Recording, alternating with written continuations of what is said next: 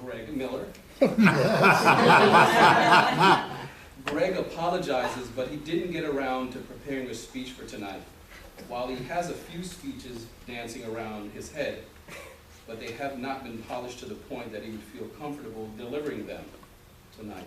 Since the show must go on, he will give speech number 1 from speaking to inform, the impromptu speech. The Toastmaster will give him a random topic and Greg will answer it as if it were a 5 to 7 minute long table topic speech. So without further ado, Greg Miller. And what is the topic of my speech? And the topic of your speech, excuse me.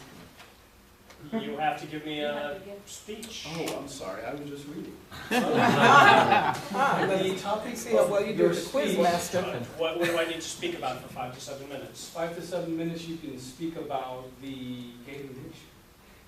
Gator Nation.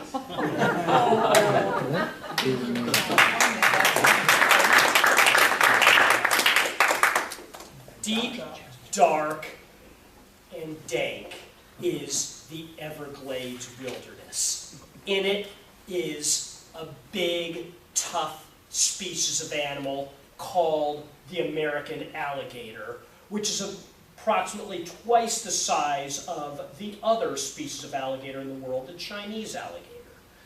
These American alligators have dominated the Everglades, the Okefenokee, nearly all of our state, all the way up to about South Carolina in the north. South Carolina's Yankee territory, and as far west as parts of East Texas. They have been the top carnivore because as an alligator, which is a genus of the crocodilian family, they have been around for well over 100 million years, probably 200 million. They are contemporaries of the dinosaurs. They really haven't changed very much. They haven't evolved because they haven't needed to. They're big, they're tough, they bite hard. They were the biggest, baddest species of animal in much of the Southeast. Admittedly, some were hunted by Native Americans, and unfortunately, we did hunt them for the meat, for the leather, and for sport, as well as some were kept in the pet trade. In the 1940s, my Uncle Sid, may God rest his soul, did keep a pet alligator baby on his windowsill until some children threw rocks at it and killed it. But fortunately, some pengendrums have declared it to be illegal to hunt or use Florida alligators for commercial purposes, not so in Louisiana because they're very corrupt. Their pengendrums will do anything for money. Unfortunately, there is a problem with our Florida alligators today. There is a new threat, a more insidious threat than any of you could possibly imagine. While my Uncle Sid liked to collect exotic reptiles, that was a hobby that got passed on to me. I have an Australian bearded dragon right now. My parents have had several different species of tortoises throughout their lives. I've had a couple garter snakes. I'm thinking about getting a spiny-tailed monitor lizard sometime soon. I used to have them in the past. They're pretty cool. But unfortunately, some people went up in the world, up to the point of a Burmese python. Not everybody can take care of a Burmese python properly. As they get to be about 20 feet long, they bite hard, they constrict, they get a couple coils around you, and game over. And unfortunately, some of these people decide they don't want it anymore. You can't return it to the pet store because they have enough. Zoos, they have enough. What do you do? Let it go. Let it go. Let it go into the Everglades.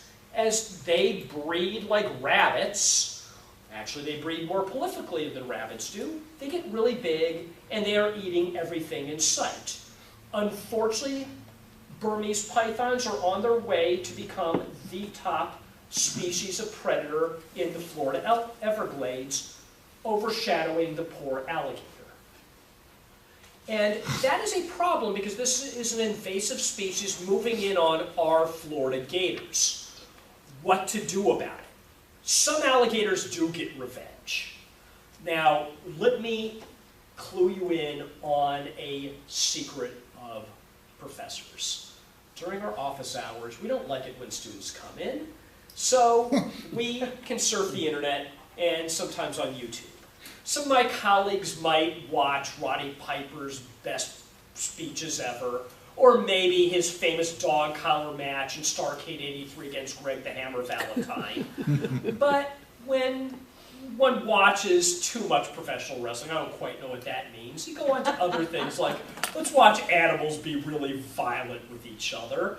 And there is a video on YouTube, some of you might be familiar with, of a Burmese python that constricted and swallowed an alligator, but the gator was a little bit too large, and the python burst.